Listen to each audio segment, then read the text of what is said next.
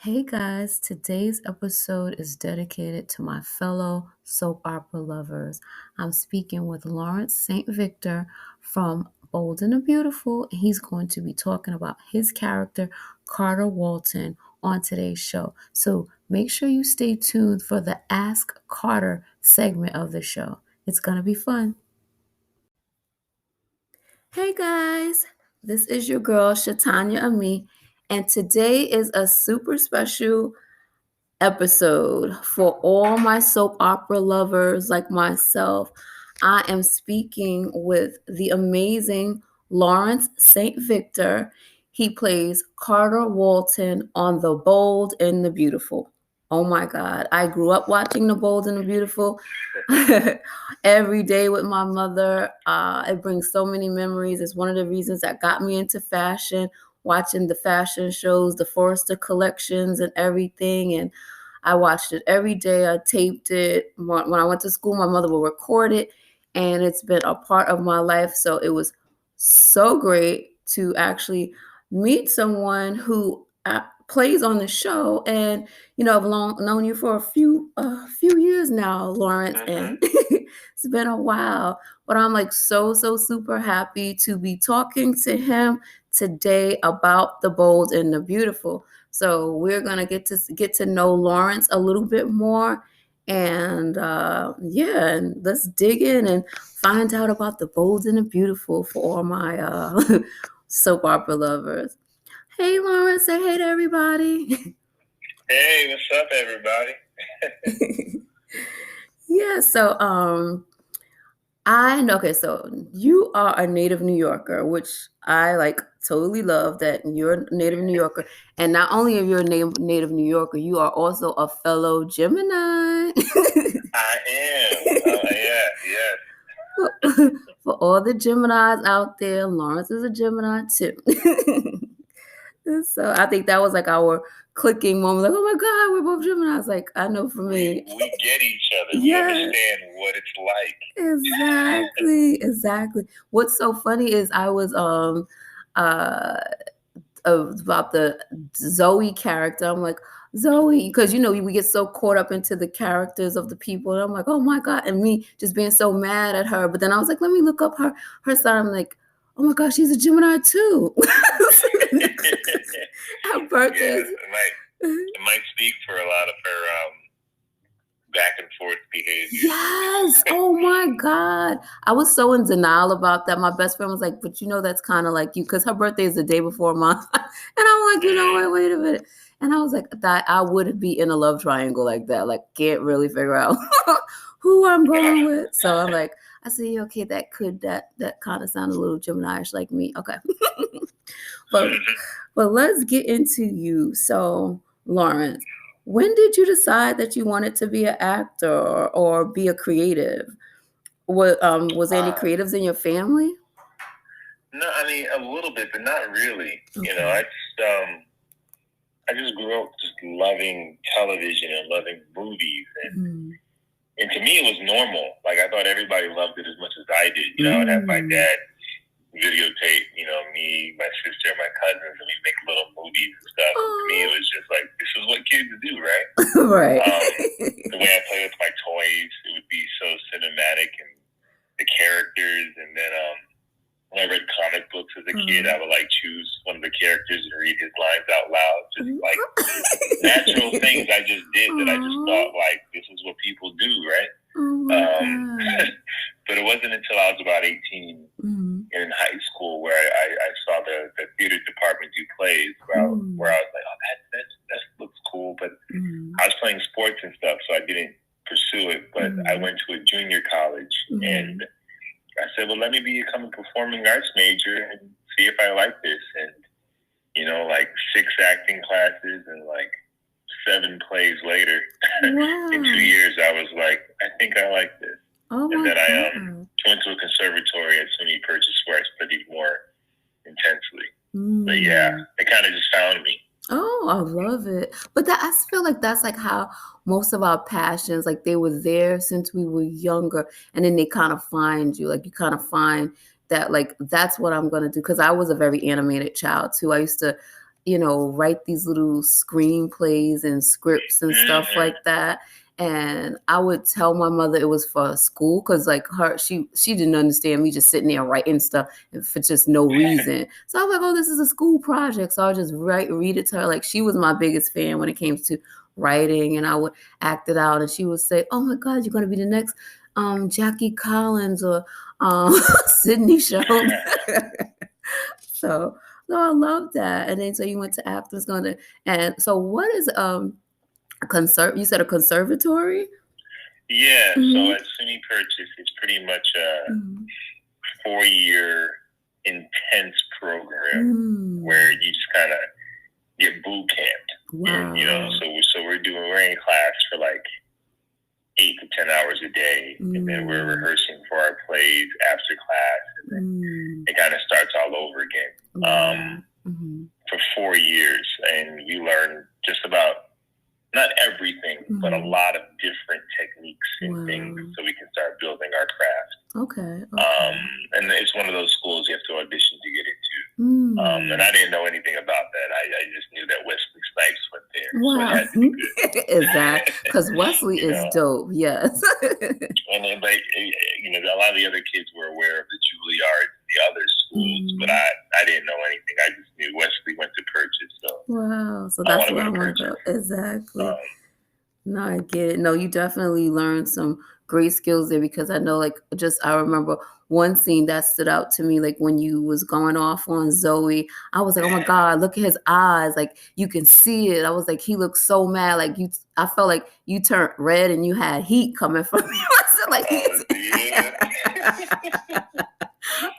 I said, Carter is pissed. It was an interesting day. I can imagine. So can you tell us about your first ever casting? Like when you started hitting the pavement and like trying to get into acting, what was your first casting like? And also what was your most memorable casting? It's interesting. I think my most memorable and my first might be the same. Oh, okay. I knew the casting director of Guiding Light.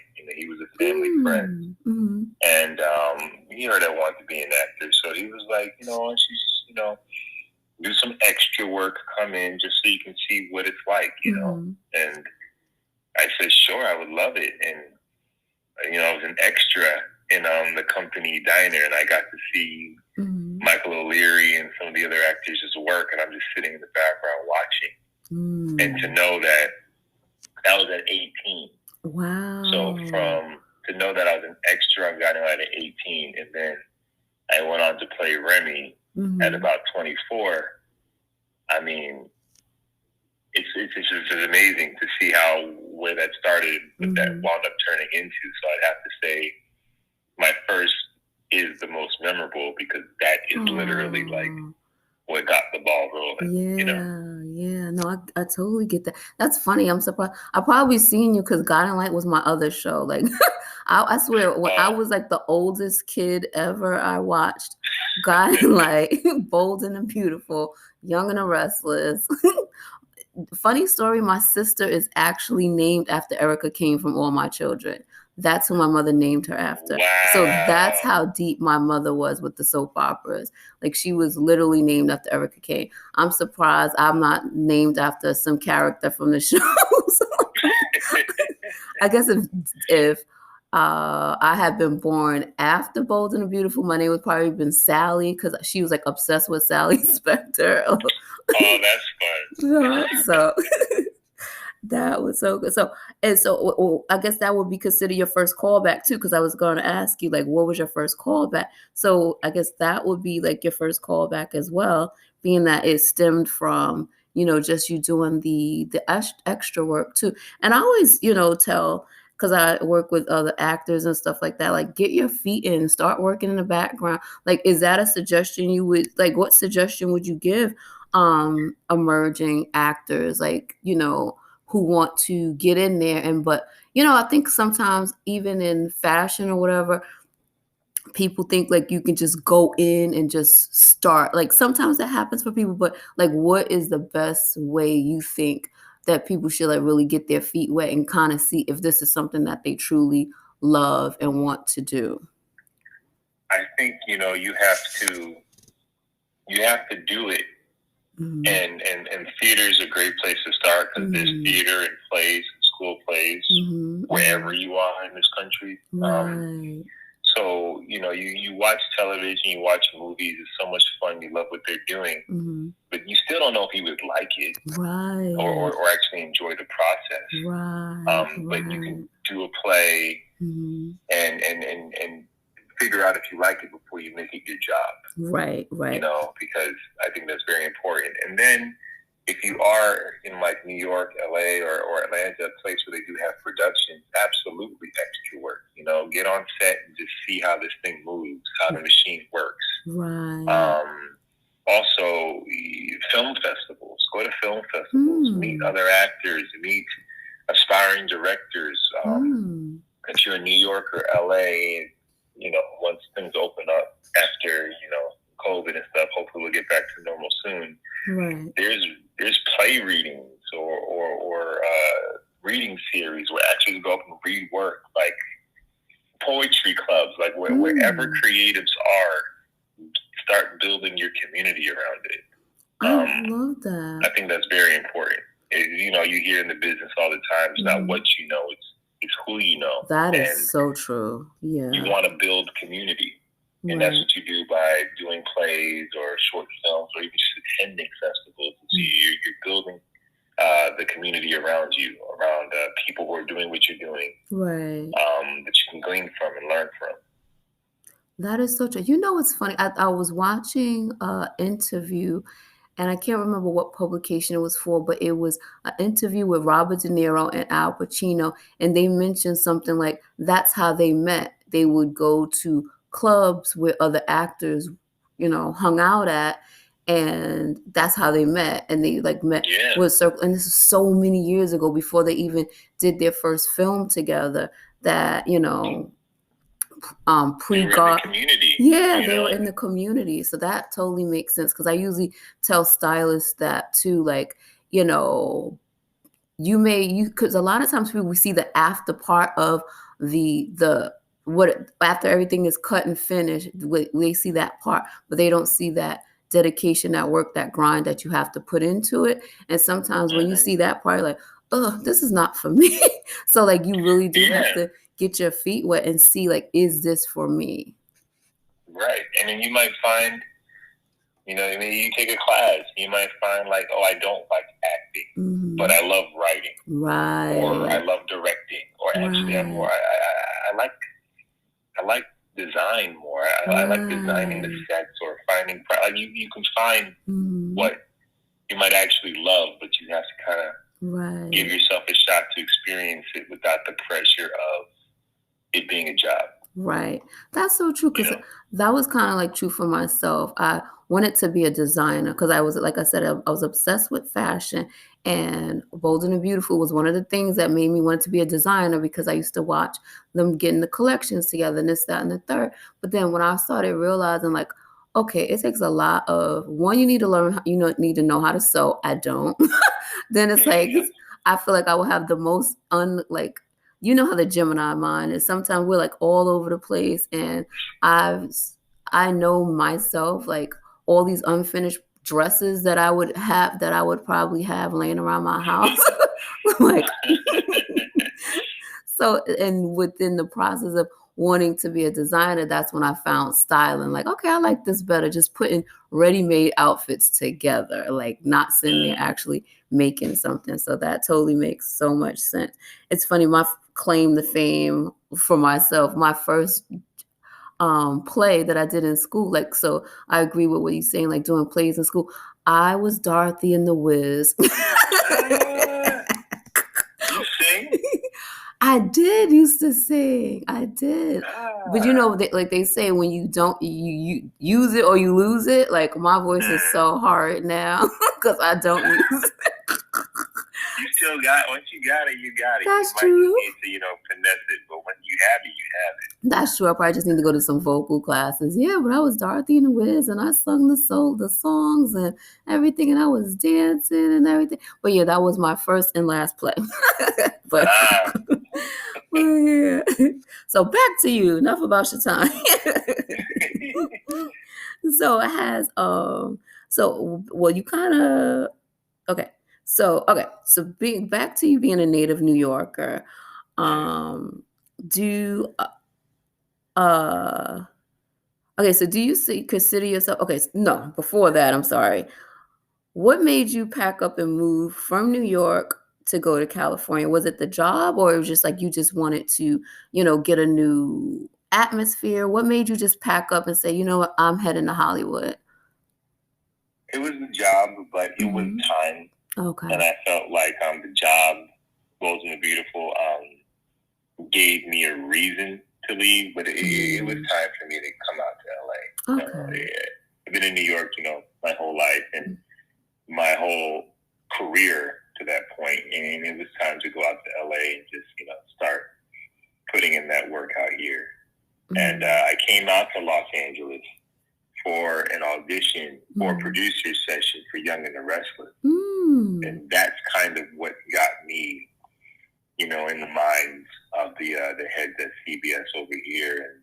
And eventually, my meeting with Brad Bell, it all started with a Young and the Restless audition. Wow. That's kind of what got me to LA. Love it. Love it. So do you still think you have your New York swag, or now you a Cali boy? What are you? Man, I'll tell you this. I still have, I'm a New Yorker through and through. The grind, everything is just still New York. But I am LA a little bit, because I am much more relaxed. Okay. I totally not as relaxed as an LA person, because that's too relaxed. Right. But I'm no longer on the subway, got my clothes with me, suffering from this audition in the rain and the sleet and the snow. I'm like, I am cool with it being 70-degree weather. It's snowing as we speak. As I'm listening to you, the snowflakes are falling. The sun is shining beautifully. I'm so mad and so jealous. I keep the New York work ethic and the sensibility. But I'm cool to give up the rest. Yes. I'm like so ready to pack up and leave myself. I can't wait to go to California. That is on my to-do list, because every time a snowflake hits the ground, I'm like, more confirmation. You gotta go. You gotta go. I'm so happy I don't have to shovel snow. Like, I can't tell you. I can imagine. Like, I can't even go out my house right now because I know they didn't shovel. And the last time I went out there before they didn't shovel, I fell in a mountain of snow. So I'm not here for the snow. I can't. I put in my time. But I do miss New York. I do miss the energy. But it was weird. It was like, because I grew up a little north, about 25 minutes outside of the city. But I lived in the city just about my whole adult life. And my wife and I, when we would go back to New York, we're like, we got to go into the city. We got to go to our spots. One of the last times we went back, we were like, we don't have to come back in every time we come to New York. That's true. I think we're good. That's true. It was like, it's weird, man. I'm going to sound like such a punk to New Yorkers, but it's no. People on top of people and people, and you get so used to not having people in your space. Yes. That when you go in the first time, it's you miss it, But after about 4 years of being away from it, you realize, like, the rest of the world's not like that. It's not. The rest of the country is not like New York City. Right. It's not. It's like, soon as I get into New York, because I moved to Jersey, but I'm like, everything I do is still in New York. So like, I have to run back and forth. Like, everything that I do is literally in New York, because I'm like 15 minutes out of New York. But it's like, even moving so just that close from Jersey, and just the difference of like the crowds and stuff, I literally get anxiety soon as I get into the Port Authority, and that zen. Port Authority. I just got like anxiety just thinking about Port Authority, right? So much. And for those you are living it, like if you leave it for about, it takes about 3 years to like LA. I hear like I did not like it at first. Oh, okay. You know, I hate everything that was different than New York. I hated it. I hated the fact that the seasons didn't change. I hated the drive so long everywhere. I hated it. But after about 3 years, you're like, I'm good. I'm straight. I'll visit New York, but I'm good out here. I imagine. I like, as soon as I get into Port Authority, I'm like upset. Like that Zen meditated person that was on the bus. As soon as they get out, I get out. I'm like fighting with people, beating people with doors. Like, get out of my way. Like, it's like, okay, this is not life. Let me get out of here. Let me get out of here. So my next question is, okay, so when you describe to us the day that you found out that you were going to be on The Bold and the Beautiful as Carter Walton. Like, were you emotional? But I mean, I know you did this before, but how was that, just that experience of knowing that you were about to become Carter Walton on the show? It was interesting because, I came out here for Young and the Restless, and it didn't go my way. And then a week after that, I met with Brad, and it was a really great conversation. And then, it was just kind of like, that was that. So I was kind of still out here just figuring out, like, let's move out here and just grind. And, Shay just got out here because I came out here first. And, yeah, we were just kind of sitting with some friends, eating Subway. What? And then I get a phone call that, they want to offer me a contract to be on Bold and the Beautiful. And I was like, what? Yes, exactly. I was like, it was the thing you hope for, but it's also unexpected at the same time. Right. So I was completely ecstatic. I was like, just wow, just look at God, look at how he's setting this thing up. And very excited. I had such an amazing time on Guiding Light, and I have such a fondness for soap operas in daytime, and the thought that I get to kind of go back and do it again. It was an amazing day. Oh, I'm so happy. And it's so, like, I was just like envisioning the whole moment, like you're at the table with friends, having a sandwich, and just like getting that call. Like, that's just so exciting. I love that. Yeah, I walked back in like, so guys, I got a job. It's a really good day. Oh, I love it. And how did it feel being the new guy on set, where you have cast members that's been on the show for over 20 years? Like, these people have been there. Like, how was it, coming into that atmosphere with those characters and just, finding your way?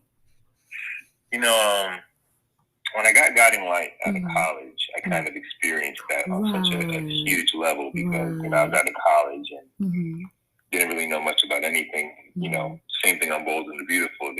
You're there with heavyweights, people that have been there for forever. So by the time Bold and the Beautiful came around, I already kind of knew what to expect, but you also have this, new kid at school feeling, especially since I'm in a whole nother state. But there were so many people from Guiding Light on Bold or around it, like Carla Mosley, who was my love interest on Guiding Light. She started on Bold and the Beautiful a week before I did. Wow. This other actress, this amazing actress that was on Guiding Light, Crystal Chappelle, she was on Bold and the Beautiful. She played on one of Caroline's mothers. And then this other actor that was on Guiding Light, Zach Conroy, he played Oliver on Bold and the Beautiful. Oh, I love it. So it's like a reunion. Another actress on Guiding Light was across the hallway at Young and the Restless. So it was like a new kid at school, but I had like a lot of friends around. So. And then my first day, Brad and our casting director, Christy Dooley, they were so welcoming in our first meeting, so it was just so chill. And then when my first day on set, I met the dude at Texas Battle, played Marcus Forrester, my brother, and it was just love, instant love. And John McCook and Allie Mills were like the other two actors I met for the first time there, and it's such a warm environment that they, like, I don't know if they intentionally do this, but they immediately put you at ease. I love that. It's just love. Oh, no, that's so amazing. Because I could kind of imagine that, because it's like, for people to stay there so long, like, it has to be a great environment, because if it was horrible, then people would be like, okay, I'm out of here. So, like, you could tell, but you could see from the synergy of the actors and how you guys play off of each other, that is like a good energy there. So I love that. It's a lot of fun. I think it comes from the top. I wasn't there when Susan Flannery was there, but getting there with John McCook and Chaplin Kelly Lang, like, the original OGs, they're so sweet. They're so kind. I love that. So, like, everything kind of trickles down. And Brad Bell is very kind. He's very sweet. So, like, if your captains of the ship are just good human beings, then they're looking for other like-minded, I imagine, people. They're not these awful, super intense jerks that would bring on other awful, super intense jerks. No, they're also warm and family-oriented. So it just makes sense. And Bold and the Beautiful, I'm like, almost any other show on television, it really is a family business. William Bell created the show and pretty much had complete control over the show. Then the show was handed over to his son. Wow. It's a family business. It's not like the other, Young and the Restless, the other shows where every 5 or 6 years, a new executive producer steps in or a new head writer steps in, and the show kind of changes a little bit, or the chemistry changes, or some of the actors get changed out because, new regime means new favorites or whatever. But on Bold, it's always been this family business. Love that. I love that. I did not know that, but I love that. That makes so much sense. Oh, God, that is great. So I think what we're going to get into, so I think we're going to start our Ask Carter segment for everyone who wants to get Carter's perspective on his relationship with Zoe, because I know that's what you guys want to hear. Like, what is going on with what is going on with Mrs. Zoe? So we're going to get into Ask Carter. So, guys, this is Ask Carter. So, question number 1, Carter. Carter, what was it about Zoe that made you fall for her so quickly?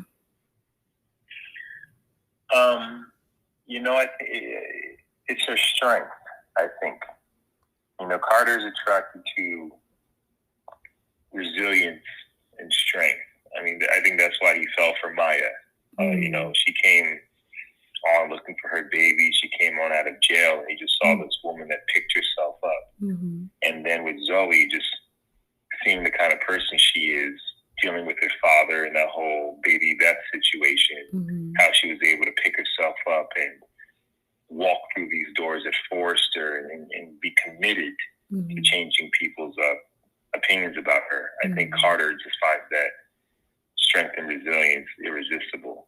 So that was the initial thing. That was like back when, she was with Thomas and then engaged to Thomas. I think Carter at that point was just really excited she was back and started becoming really fond of her.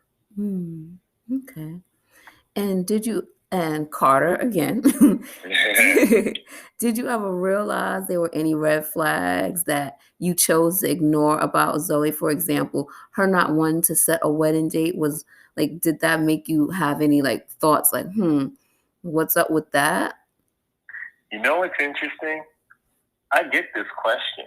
And the answer is not a single red flag was noticed. Because here's the thing. When you guys watch the show, you guys have a perspective that the character should film. Right. So for Carter, the reasons why she's giving him that she's apprehensive is because she's been hurt in the past. Right. Okay. Her father, Xander, Thomas. So for Carter, it's like, well, then I can show you that I'll never hurt you. I can show you that I'm committed to you. If her answer was ever, I don't want to move forward because I don't feel the same way you feel, Carter might have backed off. Right. But he was never the reason why. She never said he's the reason why she was hesitant. Right. So Carter just took that as, these guys messed her up. Right. But I'm going to be here and I'm going to show you how committed I am to you. And, Carter, he's a COO. He's a lawyer. He's the kind of person that doesn't just, he dominates challenges. He always goes for the win. So for here, it's like, I'm going to set a wedding date. I'm gonna do the things that to show you how serious I am. Right. And that I'll never hurt you. Right. And so those, he's thinking she's apprehensive because of her past relationships, not because of Zende. Right. And I totally get that from that perspective. I get that because we see something totally different. And but what I love about Carter is his willingness to show her love and his sensitivity. And it's like, okay, I know you've been through this and I'm gonna nurture you and I'm gonna show you my love and I'm gonna dedicate myself to you. I love that about Carter. A big part of their relationship in the beginning was the fact that she had a hard time forgiving herself for her involvement with the baby Beth situation and her father. Right. And Carter would just say, you're forgiven and you need to forgive yourself. And Carter is doing everything he can to show her, I see the you in front of me. I'm not judging you based off what you've done. Right. And I'm going to continue to see the good in you, so eventually you do. Right. So Carter never got off that track. Right. He never got off that. Right. So he didn't realize why there was real apprehension. Right. He just assumed it was because of the other stuff. Right. Which makes sense. And so that will definitely explain why you as Carter were so against hearing what Paris had to say about Zoe in your office that day. I already know, I don't want to hear it. Don't come to me with this drama type of situation. It's an interesting thing because I think Carter adores Paris. Okay. She's strong and she's bright and she's incredibly driven. So when Carter, got Paris the job at the Forrester Foundation, he was so shocked that Zoe was so against it. It was like their first fight. Wow. So I think when Paris comes in to tell him about Zoe, he's like, I've already gotten in the middle of you two. Right. I'm not trying to do that again. Yeah, because, he didn't expect there to be this much beef between Zoe and Paris. Right. So right now, Paris coming in, wanting to tell him stuff about Zoe, for him it's still filtered through that there's issues between you two that I don't understand, and Zoe won't tell me what it is. So I kind of have to back off all of it. Right. And in Carter's mind, he knows the worst thing Zoe's ever done. Right. Still in a baby, and yeah. And they've worked through that. And we've talked about that. So it's like, whatever she's done in the past, because, in his mind, he's thinking it's the past. Right. He's not really interested. Right. No, I get that. I totally get that. Okay, so this question is 2 parts. So when Ridge came to you and told you about what he had overheard between Zoe and Zende, why was it so easy for you to believe him? And what was going through your head hearing this about the woman that you're about to marry? Good question. I don't think it was easy for Carter to hear it. I think Because it took Ridge almost a whole episode for Carter to finally be like, what, man? Right. And I think for Carter, at first, it was just disbelief. You know, like, you guys watch it, so you just are so much, you're more privy, you have more information than Carter has. Right. But it'd be as if someone told you your sister's a serial killer. Right. Like, no way. That's ridiculous. That's the most ridiculous thing I've ever heard in my life. Right. I know her. Except for one of my sisters, I'd be like, yeah, you might be right. You're like, you're gonna be like, I believe that. but it's like the most ridiculous thing. Right. And then to hear that it's Zende. Right. It's like I officiated this dude's wedding. He's like he's more than a really good friend. Right. And it's like that's ridiculous. Right. And then for Carter, you know, it's like Ridge isn't over what Zoe did to Hope and that whole baby Beth and her father's situation, so he doesn't trust her. Right. You know, and because Ridge, even before all of this, he told Carter like to be careful with Zoe. So he's like, you're biased. You're coming into this bias. Right. That's true. And then, you know, no offense to Ridge, but he ain't exactly the spokesperson for healthy relationships either. That's true. So Carter's like, you know, I got this. Right, exactly. But I think, and this so much has to do with Torsten K's performance as Ridge. He's just so amazing. And we got to the scene where he was so vulnerable and so hurt by the damage he was about to do to Carter that Carter couldn't deny that what Ridge was telling him was true. And then when Ridge actually broke down exactly what he saw, no matter how disbelief, you know, this is ridiculous. Ridge is not gonna lie. Okay. And then Ridge had these lines of, "This isn't something I heard from someone else. I saw this with my own eyes." Yes. Okay. That's when the blow hits. But up until that point, and Carter was also getting angry with Ridge about this. And then when Carter says, "You know what? Fine. Let me hear it." That was Carter saying, the guard drops. Okay. The filter of Zoe's perfect drops. And I'm finally ready to hear what you have to say. Right. And then you came with so much passion. That's where the gut punch hits. And in that moment, you know, I try not to think about too much as an actor in that moment.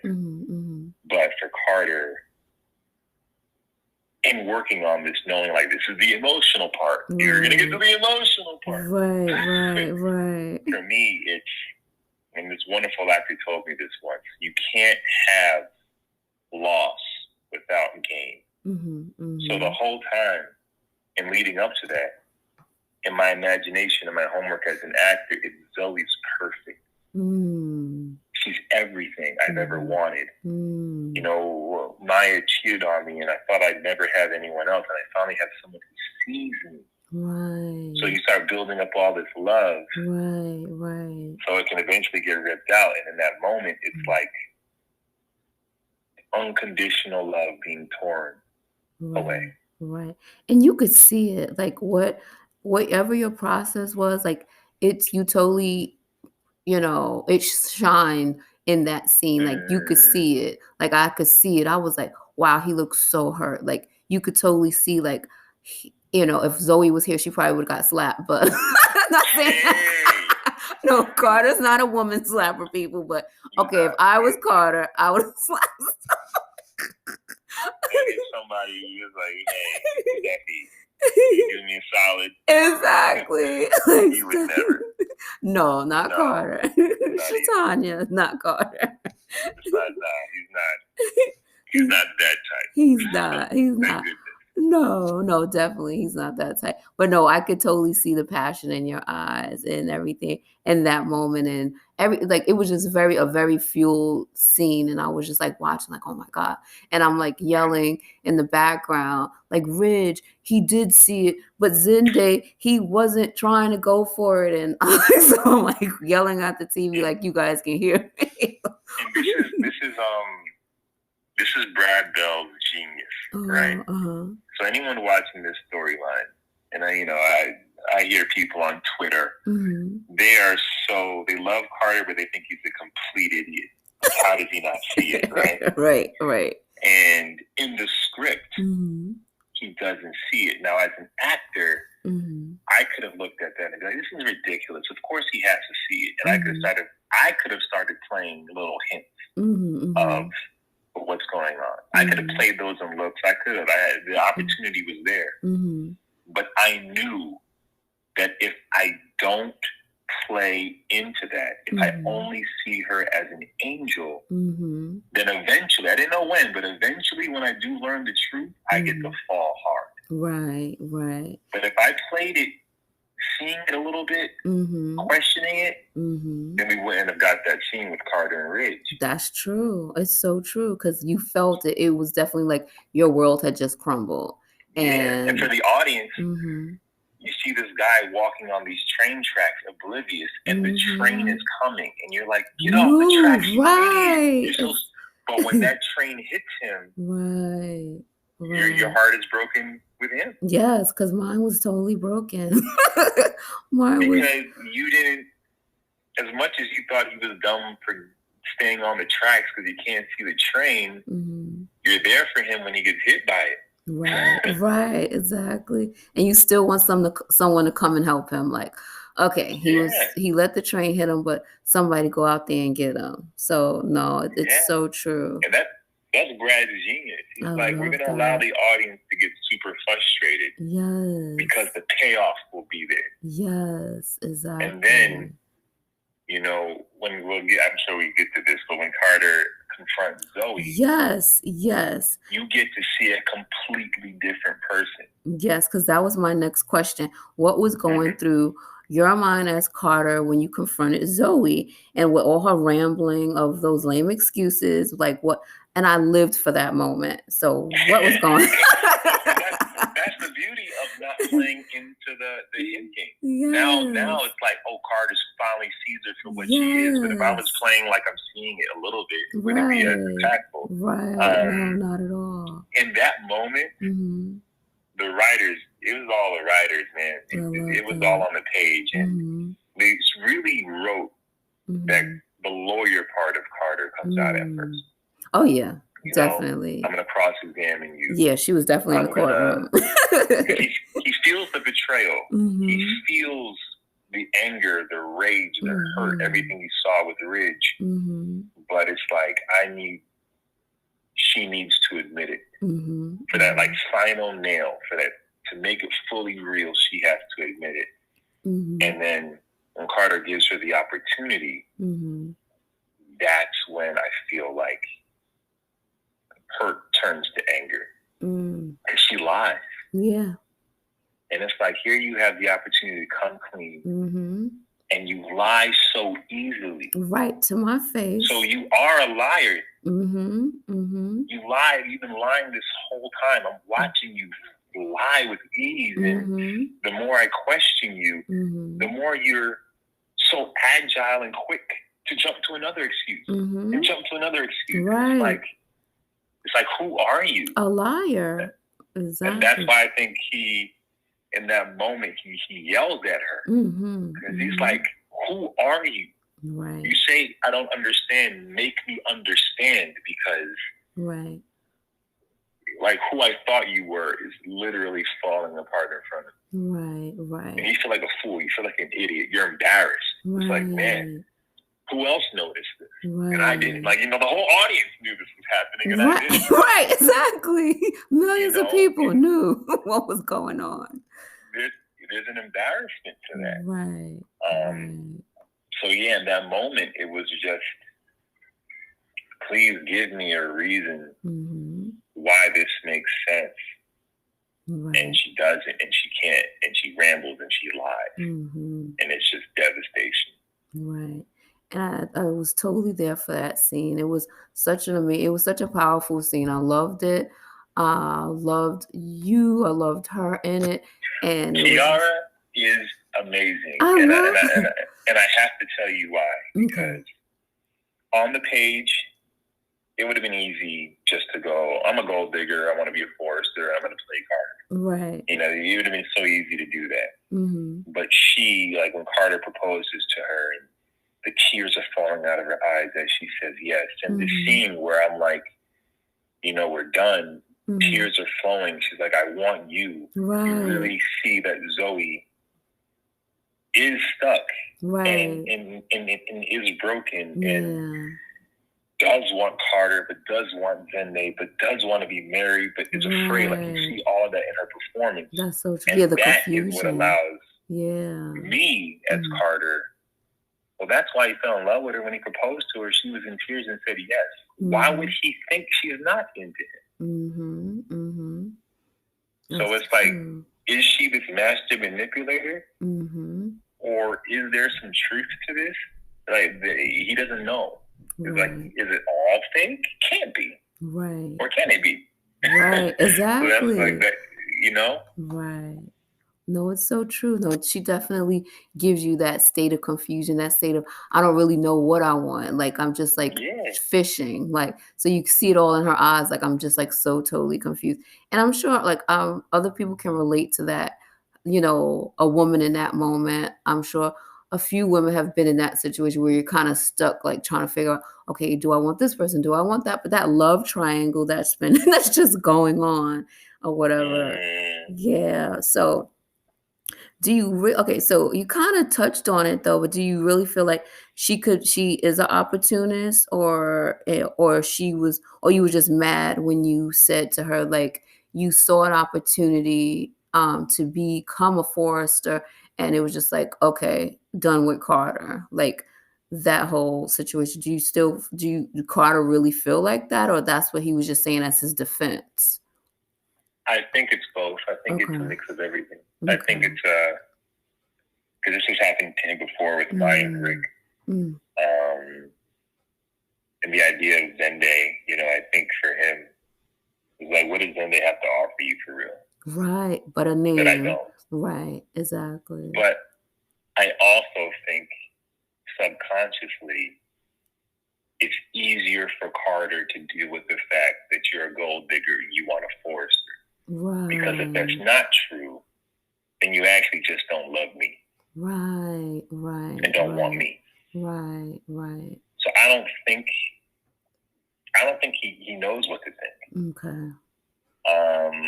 But I think the safest place for him to be in that raw moment is you want to be a forester. That has to be it. Right. That's the alternative hurts worse. Yeah, it definitely does. Like, I'm just not good enough. Like, no. Yeah. That's the alternative. Right. Is that I'm not good enough. Right. I totally. And Carter, you know, my approach to him is black man under 40, head of the legal department, COO of his business. He makes it his business to always be good enough. Right, exactly. Like, that's the fight. Right. And you're here with these foresters and Spencers, with these heirs of just riches, and everything you have, you did it with your own two hands. Right. So to feel like the woman you love looks at you like you're lesser than. They wrote a wonderful line, like, I'm forester adjacent, not the real thing, the next best thing. Yes, exactly. That's a complete dig. Right. That's a complete dig. Like, that's just tearing down your whole idea of yourself and what you work for. And no one wants that, plaguing their mind. Like, then what is it that, what would make me good enough? Like, if all of this, all that I am. You feel like you're nothing. Yeah. And that was a line that was in there. Like, you're with me, but at the first sight of the real thing, you'll just go to it. Wow. Right. And, like, I'm nothing. Right. Exactly. Like, you can just throw me away like I'm nothing. Yeah. That's where, like, Exactly. that's where all the... That we all can relate to feeling like yes. Yes. Because I know when, like, in that scene, like, I was so in there. I was clapping. I know my neighbors was like, what the heck is going on? But I'm clapping. I'm like, get her, Carter. Get her. That's right. You're not nothing. Like, so I'm like, I'm in it. So I totally feel that. Like, that is. So, do you think that Carter could ever forgive her, or is it too soon to know? I think it's too soon to know. Okay. But I think the bigger question might be for him is, could you ever trust her again? Right. Or trust anyone again. Because that's like these digs at, kind of like this dig at your manhood, the one Maya before and now her. And it's like I'm opening up myself up to be vulnerable and love these women. And I keep getting the short end of the stick. So yeah, like, I could totally see it. It's if I'm able to forgive you, but can I like you said, can I be vulnerable and trust you? And I think so far the hard part for Carter is that the only reason the excuses that Zoe is giving him, or the reason what she's giving him, is that, she was scared we were moving so fast. Ugh, that makes no sense. But it's like, that's who he is. It's not like she said, "Oh, you're insensitive," or "You never listen to me," right? Or "You're verbally abused." It's not like she gave him things that he can like fix about himself. Right. You're basically telling me that you were about to cheat on me, and I did nothing wrong. Right. So if I did nothing wrong, this is all you. Right. So how can I trust you? Right. It ain't even like I can fix it's like I didn't do anything. Right. Right. But be there and love you. If I did. Right. Then I can like, okay, I need to be more attentive. Right. What do you do with that? Right. Nothing. Because that's a them situation. So you're kind of like stuck. Like, yeah, that's a them situation. There's nothing you can do. You have a guy like Carter who is used to fixing problems. But there's nothing for him to fix here. Right. Like, he didn't do it. Right. So I think that's the hard part. Is like I must just not be enough.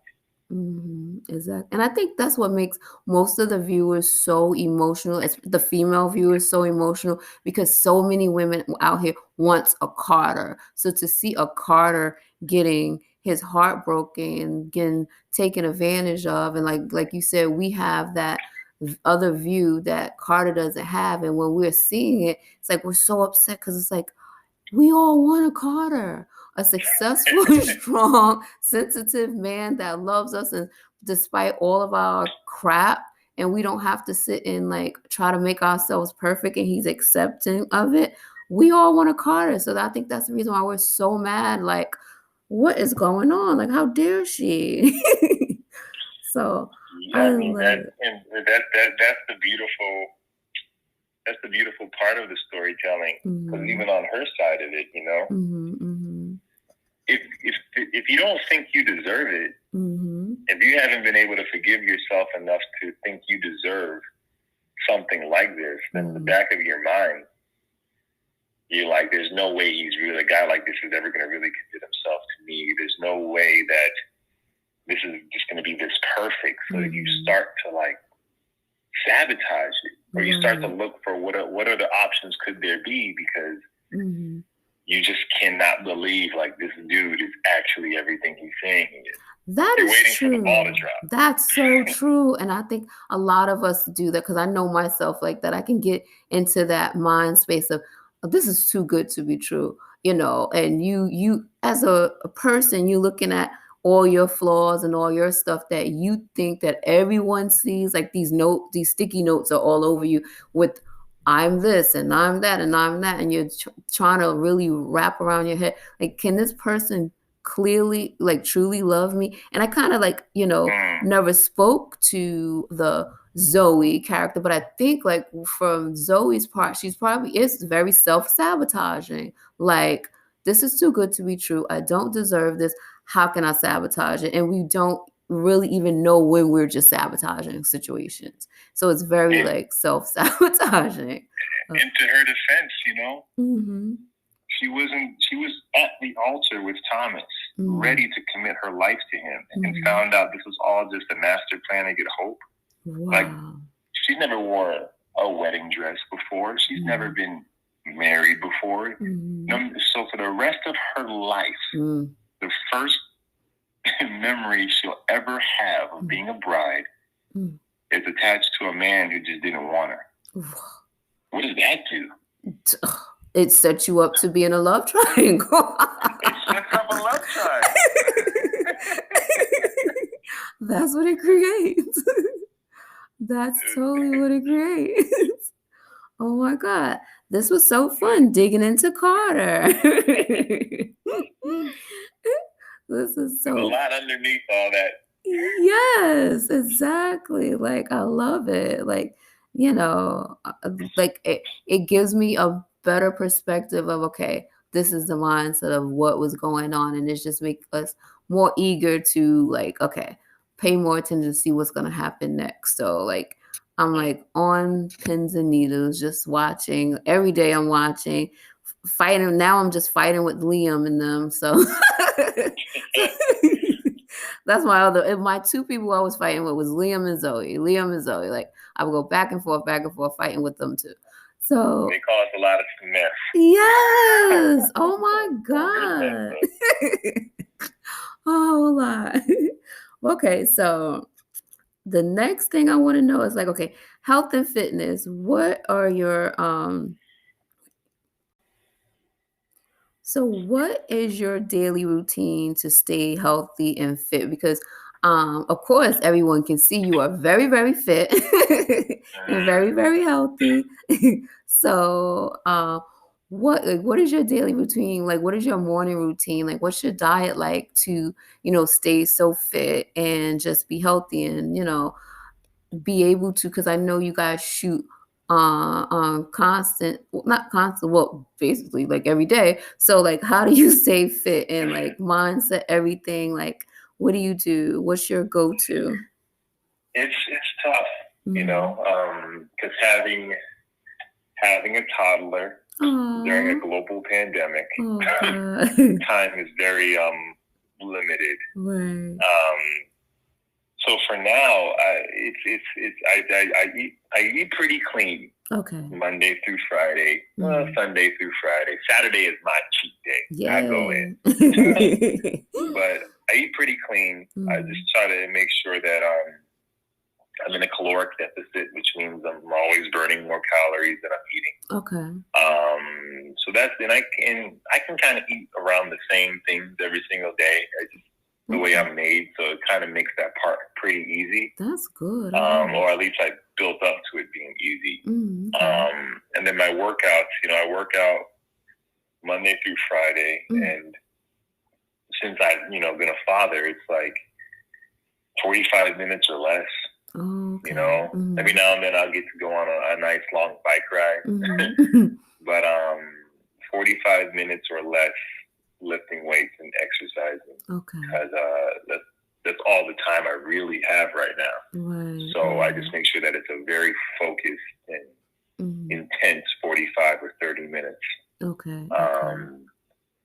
And yeah, and when it comes to health and fitness, I'm a marathon guy when it comes to like longevity. Like it's not about being fit and ripped for the summer. It's like, no, I slowly over a long time implemented certain things into my life so it can feel natural, so I can form good habits. Okay.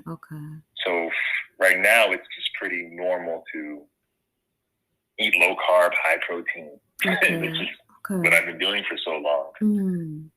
Exercising feels natural because I've been doing it for so long. Okay. I don't know if I answered your question. You did. No, you answered the question. And you did answer the question because it's like with the calorie burning and stuff, the caloric intake. Um, what what does a meal look like? I wish I had the palate that I can kind of eat the same things all the time because I was wanting to start meal prep, but then I'm like, I don't like to eat the same thing every day. So like that meal prep kind of like stresses me out because it's like, okay, by day 2, I don't want that that that same piece of chicken again. You don't have to. Well, okay. There's ways to prepare diversity of foods. If that's the way you cook. For me, yeah, it's nothing. It's nothing special. It's not like I'm doing anything in my discipline. It's just for whatever reason. Okay. I can kind of eat similar things. So I pretty much intermittent fast, and I'll have my breakfast around maybe 2 o'clock or so. So that'll be like eggs. I'm a carnivore. I'm a meat eater. Eggs and chicken sausage and I'll have half of an English muffin with some jam, just some carbs, and that'll kind of be breakfast. And then a protein shake after I work out. And lunch will be like some chicken breast or chicken thigh, and like a wheatgrass drink, some fruit. And then dinner is like a ground turkey with like green beans. Yeah, and then I'll have maybe another protein shake or a protein bar, and then my dessert at night is like a little fruit bowl and some yogurt. And I can kind of do that for like 5 or 6 days. Wow. Pretty decently. Okay, that sounds good. I need to like implement that. Like that's not that half an English muffin is like what? What's the other half? Well, no, and believe me, I do want to eat like figures of bad boy. Right. But it's not that I don't want it. Right. And it's not that some days I'm like, I don't care, I'm eating. That happens. Let's not get. I'm not a machine. Let's not get crazy here. I do have days where it's just like, you know what?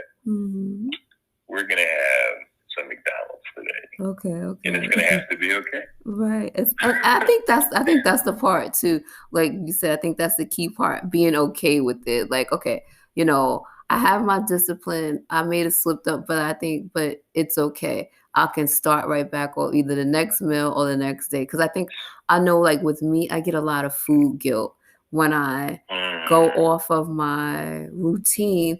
My whole day is focused on the fact that I knew I shouldn't have ate those chips. I know I did. And I feel so guilty and so stressed out, and it depresses me. And then it starts making me crave something else that's bad. And then I eat that and I have food guilt. So it's like, I think that piece of it's okay, and just moving on and just keeping the diet clean. I think that's a good suggestion. Like, I feel like that will help people keep on track. Well, that's why I said, like, it's about lifestyle for me. So it's not like, trying to get cut for the summer or, I don't have these benchmarks. It's just a lifestyle. Right. Of course, when you get that episode and you're shirtless on television, you kind of clean it up a little bit even more. Exactly. Geez, like, what? But, like, okay, no English muffin this week. Oh, my goodness. But yeah, it's like making a decision. Like, you know what? I'm tired. I'm craving some junk. Right. I am going to get a burger today. Okay. And that's going to be like making the decision to do it as opposed to just stumbling and snacking. Right. And for me, I just don't keep stuff in the house. Yeah. That's yeah. I'm not disciplined. It's just not here. Right. And since I don't live in New York, there's no bodega. Exactly. There's no bodega. Yes. I don't got like a little newsstand that got all the candy. No, like I don't have junk here. And if I want junk, I gotta get in my car and like drive. Okay. At that point, if I'm doing all that, then it's like Lawrence happy. I definitely 10 minutes to get a burger. Yes. You must really want that burger. Exactly. No, okay. that right there lets me know I need to move to California because I don't drive. So that means I can stay far away from In-N-Out Burger. I can stay far away from. It's not convenient. Exactly. I mean, you can Postmate. Even when you're doing that, you're thinking like there is no. You just kind of you can just grab it. The bodega as you're going up to your apartment. Like right. Yeah. We don't have those, so it's a little easier to like not. Yeah, that's so true. Like New York can definitely be the death of a diet because it's like everything. Subway, McDonald's is right there. Yes, exactly. Go to McDonald's, get the fries. Go to Subway, get the cookies. Like right there, everything is right there. You go to McDonald's, Subway, and then go to Cinnabon. Yes. 10 minutes. Oh Out here, that's so that is true. like a 45-minute adventure to go to all them places. That's so true. And then get home. Exactly. That's so true. Especially like if you're in Manhattan on 34th Street, Burger King and Cinnabon is in the same place. So while you're waiting for your burger, they're making your Cinnabon. So it's like Manhattan is like the biggest like mall food court I've ever seen. Like literally it is. Food court. It's so true. It is. It's hard. It is a mall food court with a sprinkle of 2 salad plates. It's like there you go. Oh my God. But being out in LA, it makes that part easier. Okay. That's so good. No, I love that. I definitely think I need to implement that into my diet because like I definitely need to get more healthier and like doing that. So just don't keep it in the house. Just don't keep. I started doing that. I started like not having any snacks in the house. And then for some reason, a friend visited and they brought all these chips. And I'm like, and then my neighbor, she's like the death of me. She brings me chocolate. And I'm one of those people like, I can't say no. And I'm like, you got to say no. But as you're saying no, you're grabbing the M&Ms. Like, okay. Like, taking them. Listen, that's my advice. And I think it, that hunger hormone kicks in, and it's almost impossible. So it's not about not eating the things you like, but also finding healthier alternatives. So for me, like I said, my dessert is like a bowl of fruit because I love candy. I have a sweet tooth. Me too. So the fruit is giving me that satisfaction. Got it. Okay. If you like chips, well then get some. Make some sweet potato fries. It's not as fatty, and it has a good source of carbs, and it's going to give you that savory feeling instead of a bag of chips. And the sweet potato or starches like that will fill up your stomach way faster than the chips. Right. So you can actually eat way more calories in chips and still be hungry. Versus. Now I just baked the sweet potato, I put a little salt on it, ate half of it, and I'm full. Right. Because it's more dense. I love so like there's hacks. You can hack your life. Right. Okay. I'm definitely gonna hack it. Because I have some sweet potatoes in the refrigerator. I'm like, that's salad, a great idea. Like if you have like a spinach salad and you put on like, some low calorie dressing and you put some stuff in it, your body, you will be so full because the spinach and the leafy vegetables, they take up space in your stomach, but they're not high in calories. So you'll get full off of a giant bowl of spinach salad, but you can go through 2 bags of chips. That's so true. Way over the calories. Wow. And still be hungry. Okay. So it's about finding like low calorie, dense food that will quench the appetite, but it's also not throwing you over calorically. This just got real boring. I'm sorry. No. I'm like so interested. If they're not interested, I know I am because I'm sitting here like, okay, like the wheels are turning in my head. Like the wheels are turning in my head. Like, no, that's so helpful for me. And I'm sure there's someone out there who's probably battling the bulge like me. So that's not boring. That's great information. Like that, because you don't think about that versus that salad versus the chips. Like it feels good in the moment, but are you going to be full? And then you're going to add on more because you're going to go get more chips when you could have eaten that salad and got satisfied, because it's really just the hunger pains that you're trying to get rid of. Like it. So no, that makes a lot of sense. And I totally appreciate that. And there's alternatives. If you do want chips, and I don't know off the top because I'm not a savory person, I'm more of a sweet person. But if you do want chips, there's a healthier version of that. It's not going to be as good. Let's cut the crap. I don't like say right. This is just as good as ice cream. No, it's not. It's not. It's not. But it's good enough, right. And you'll get used to it. Right. It's not going to be as good as them jalapeno ranch ruffles. Exactly. But it's 75 to 80% good. Right. And that will be good enough. Right, and it'll get the job done. So yeah. Okay.